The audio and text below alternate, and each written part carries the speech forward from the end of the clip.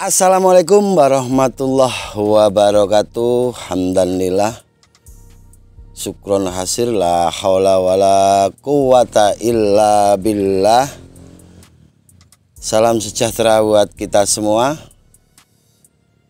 Pagi ini tanaman saya sudah memasuki 55 HST atau 55 hari setelah tanam.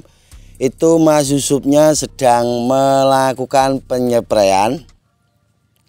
Kita akan melakukan penyepraian, kemungkinan ini yang terakhir kalinya, sudah 55 HST.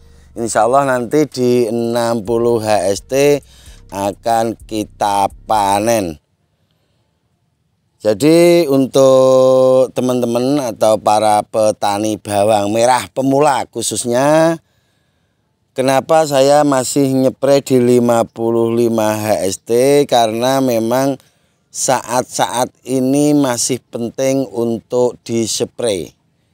Jadi bukan berarti kalau tanaman kita itu sudah masuk di 55 HST dan memasuki pasca panen kita itu terus tidak nyepray, tidak. Kita harus tambah gencar-gencarnya nyepray supaya tanaman kita itu terhindar dari penyakit maupun hama. Alhasil ini tanaman saya tumbuh subur di 55 HST, masih berdiri tegak dan umbinya sudah turun. Dan alhamdulillah ini sudah dapat penawaran 17,5.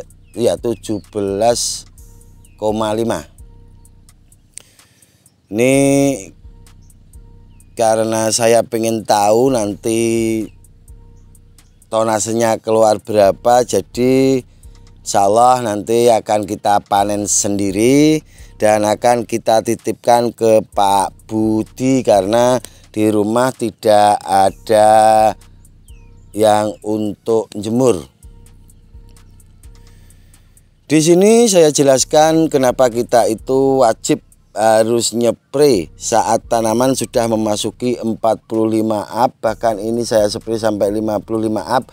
Karena pada saat tanaman itu 45 up biasanya muncul serangan hama seperti grandong maupun ulat. Rata-rata petani di 40 up itu kewalahan dengan baik penyakit maupun hama, baik grandong maupun jamur. Tapi di sini saya terangkan bahwasanya jika kita itu bisa mengetahui indikasi kalau tanaman kita itu mau terserang hama maupun penyakit, insya Allah tanaman kita itu tidak akan terserang. Jadi gampang untuk memberantasnya. Alhamdulillah kalau dibilang ada ulatnya, tanaman saya ada ulatnya. Kecilnya ada, grandongnya ada, tapi semua bisa diantisipasi karena tidak telat. Tapi kalau semuanya itu sudah telat, Mas Gusman ada serangan ulat, sudah saya spray tidak mempan, bukan tidak mempan, tanaman ulatnya itu sudah kebal, sampan itu telat nyepraynya. Baik jamur pun seperti itu.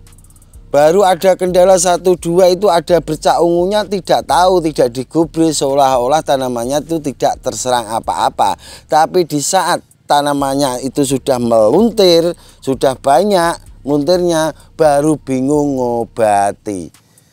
Dan kalaupun baru ada tanda-tanda itu ngobatinya asal-asalan, tidak tepat sasaran, tidak tepat waktu, dan tidak tepat dosis. Petani bawang merah itu harus cerdas, guys.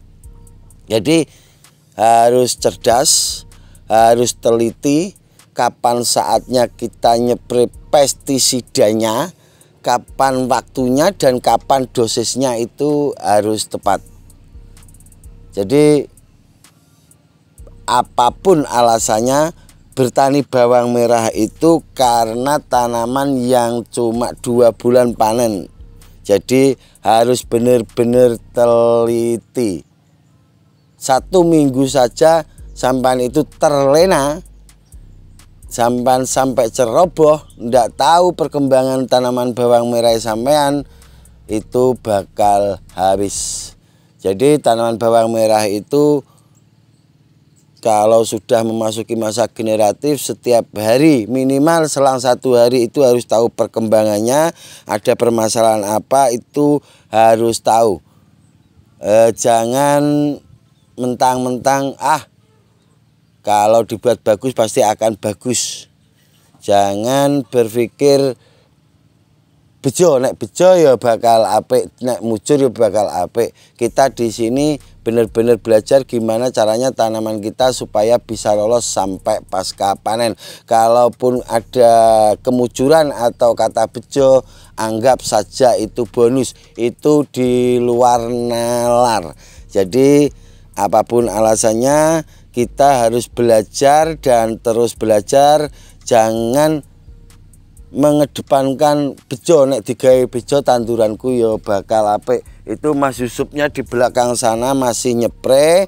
Nanti biar gabung ke sini, kita tunggu Mas Yusufnya. Saat ini saya masih menggunakan obat seperti biasanya. Saya menggunakan Mancozeb dari Beyond M, terus saya kasih Tizen Sinep, terus saya kasih Abamectin, terus saya kasih mikronya dari MGSO 4, dan saya kasih monokalium fosfat alias MKP. Kebetulan tidak saya bawa, tapi semuanya itu di bawah standar dosisnya. Seperti Beyond M-nya tinggal saya kasih 1 sendok makan, terus Tizennya saya kasih 1 sendok makan, terus MKP-nya tinggal saya kasih 3 sendok makan, MGSO 4-nya 3 sendok makan, untuk Abamectin-nya cuman saya kasih 15 ml. Kenapa diturunkan dosisnya Mas Gusman? Jawaban saya karena tanaman saya sudah masuk 55 HST dan cenderung kendala baik jamur maupun ulat sudah tidak ada. Jamurnya ada ngeblok sedikit, itu sudah berhenti, dan ulatnya pun juga sudah tidak ada lagi. Doakan semoga nanti di 60 HST benar-benar sudah turun semuanya umbinya, dan semoga benar-benar ketemu harga bagus. Kalau harga sih menurut saya bonus, semoga tonasenya bisa tercapai. Tinggal nunggu 5 hari lagi ya. Untuk 5 hari ke depan tetap kita pantau. Jikalau 1 atau 2 hari nanti ada telur ulat atau apa, ya tetap kita nyepre lagi memakai insektisida. Dan jika hujan tiap hari kok masih ada jamur, ya tetap kita spray. Alhasil untuk 3 hari ini cuaca sudah lumayan bagus. Cuaca bagus, saya bilang bagus karena pagi itu sinar matahari sudah mulai menampakkan sinarnya dan ada angin sepoi-sepoi. Karena pada dasarnya jika sinar matahari itu sudah mau memunculkan sinarnya dan ada angin sepoi-sepoi, itu tandanya cuaca sudah mulai bagus. Cuaca yang tidak bagus itu di saat matahari itu pagi tidak menampakkan dirinya, terus siang panas, gerah, ongkep, dan tidak ada angin sama sekali. Itu biasanya tanda-tanda akan muncul hama maupun penyakit. Tapi jika hari-hari itu penuh dengan angin sepoi-sepoi, jadi ada udara goyang-goyang, itu bagus. Mas Ucup Renis Delok tajak penutupan. Itu Mas Ucupnya sedang nyepre, dan tadi sudah dimulai dari pagi hari. Alhamdulillah. Kok neng kono? Yo nek gak krungu suarane kene lho tajak penutupan.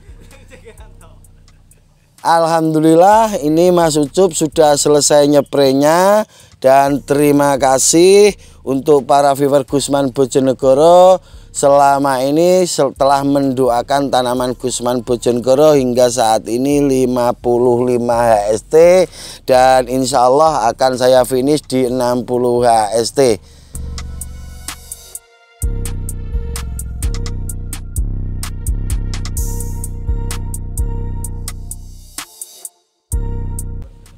Apabila ada kata-kata yang kurang berkenan, saya Gusman Bojonegoro minta maaf yang sebesar-besarnya. Wabillahi taufik walhidayah waridho walinayah. Assalamualaikum warahmatullahi wabarakatuh.